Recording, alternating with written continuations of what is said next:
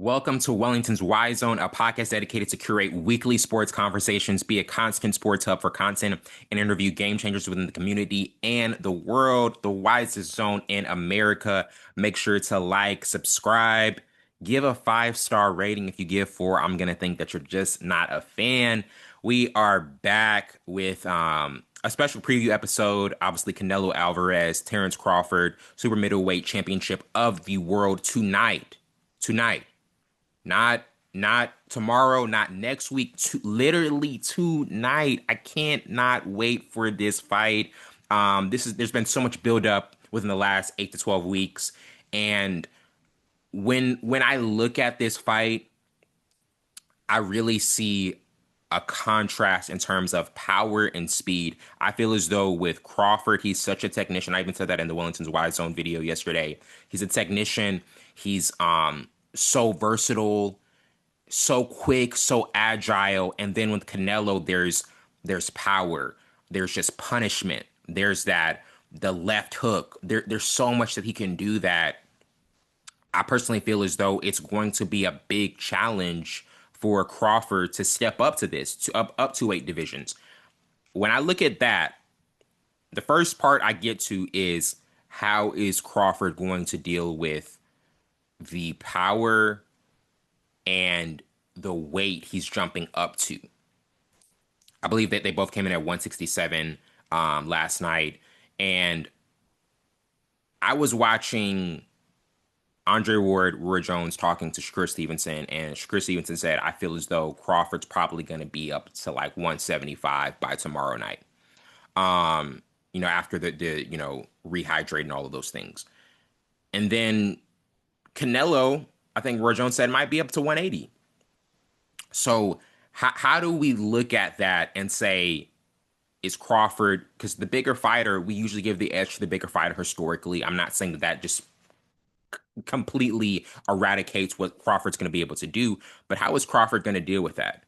How is Crawford going to deal with the fact that Canelo can get it? Because if he gets you in a scan, if you don't keep him moving him around, if you don't like have him be agile and do all of these things, what's gonna happen? What's gonna happen like when you can't get in the exchanges that you want to get into? Because I think if Crawford tries to start getting into exchanging shots and going back and forth, that could be a big costly mistake for him. Because Canelo, he can make it go night night. He can put you in a position where it's night night and you out on the mat, you're out on the canvas. So I think Crawford has to really be wary of that, and he has to think of what is going to be something that doesn't get me exposed. Because if Canelo gets you in a tussle and you try to go back and play and do Canelo style and fight Canelo's fight, then you're put in a very bad, precarious situation. And that's what kind of concerns me about Crawford in this fight. How is he going to be able to deal with that? How is he going to be able to adjust to that? He does start slower. He does start slower, and the higher pace is what Crawford wants. He wants it at a higher pace. Canelo doesn't. Canelo wants it to become a brawl because he knows that Canelo knows that's where he's going to get it. That's where he can really get the W.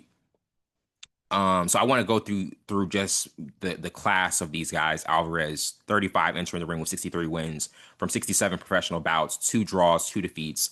Bud Crawford, undefeated 4 division world champion, 2-weight undisputed king, and he's at 37.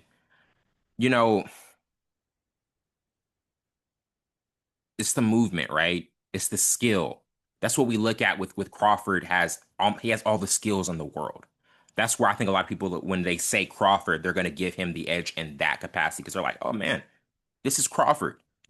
He has this. He's got it because he has so much skill. He has so much in his arsenal. How can you really keep up with that? If you are the great Canelo, because I mean Canelo's a tank. He is a solid tank.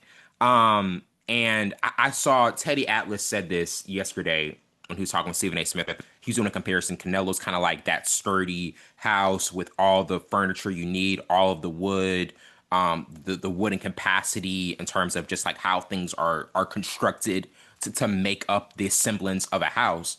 But then with Crawford, it's like Crawford is like the accessories you add to the house, like the Wi-Fi, the LG type TV, all of these things that you need, the PS5, all of the gadgets you want. And I think that's a good comparison. I do think that's a good comparison because Crawford is just so fun to watch. He's extremely fun to watch. Um, but Canelo's tough. And I think that's the thing. Like, Canelo, yes, has he gotten hit before, but he can take shots. He can take punches. He can take it.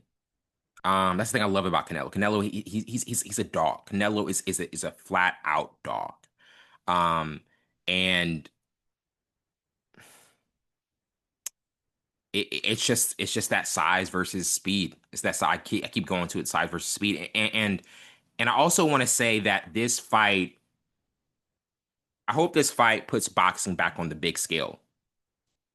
I hope it puts it back on the big scale and does something that we need to see in terms of making fights an actual like must see Saturday night thing, because that's what it used to be. That's what it used to be, like a primetime thing. Oh man, you're gonna see the Mayweather fight? Are you gonna see, the Arturo Gatti fight? Are you gonna see the Pacquiao fight? You're gonna see the Bernard Hopkins, Zab Judah. Are you gonna see that type? Are you gonna see the Lennox Lewis fight? Like, all of those things were a part of big Saturday nights, and you just had anticipation to it. Triple G Canelo, like, it was just so much anticipation. I feel like it's kind of waned down over the last few years, and the boxing has become more of a business than just like, let's just flat out entertain the fans, get them what they want to see. I know with Shakur Stevenson, he's trying to get back to that stage of like, hey, let me get the fans what they want to see. And I believe Shakur Stevenson, I believe he's got a fight with Teofimo Lopez. I think that's the fight that's coming up with those two. I may be wrong, but I've heard speculation that's going to be happening. Correct me if I'm wrong in the comments. But yeah, like, I think this fight goes the distance, and Crawford tries to. I think he'll take it slow. I think he'll take it slow the first few rounds, and then try to speed back up, collect the data, just like how Gervonta Davis does when he actually fights fighters, not real fighters, not Jake Paul, which I'm still upset about. But yeah, I think this fight goes the distance. I saw somebody say like they could see Canelo winning in its a round 10 KO to KO, and I don't. I'm just so intrigued to see if Crawford really tries to take that risk. If he tries to exchange shots, which that will be a downfall. If he does that, Canelo will knock him out. I don't believe he's going to do that though. I believe this fight's going to go the distance, and I think Canelo wins decision, majority decision, and I think he's going to put on he's gonna edge him out. I believe he's gonna edge him out, and I think this is gonna be a great fight. This is not. I mean, this is not one I would feel confident betting on. Honestly, it really could go either way, but I give Canelo the edge because I think he is still the best fighter in the world, and I can't wait to see it. I cannot wait to see it tonight. Starts at 8 on Netflix. Probably won't. The actual fight won't start until 11. I'm hearing, which is, I mean, hey, just time to hang out with friends. Watch some good undercard fights and see what's gonna happen there. But yeah, I cannot wait for it. I'm gonna do a recap of it next week and enjoy the fight. Enjoy these moments because I never thought I'd be able to see Canelo fight Terrence Crawford. I never thought I'd be able to see it, and this is going to be a special night, one that will be talked about for years. I believe these two are the two best fighters in the world, and we're getting them in the same ring. I'm pumped, excited, ecstatic. Oh my goodness. Incredible. Incredible. And we still got a second half of the episode to go. Well, I'm going to take a quick break. In the second half, we have Jamil Davis, good friend of the show, hosted BLK FLE, the podcast, doing some album reviews. And we're going to take a quick break, and we'll see you right back.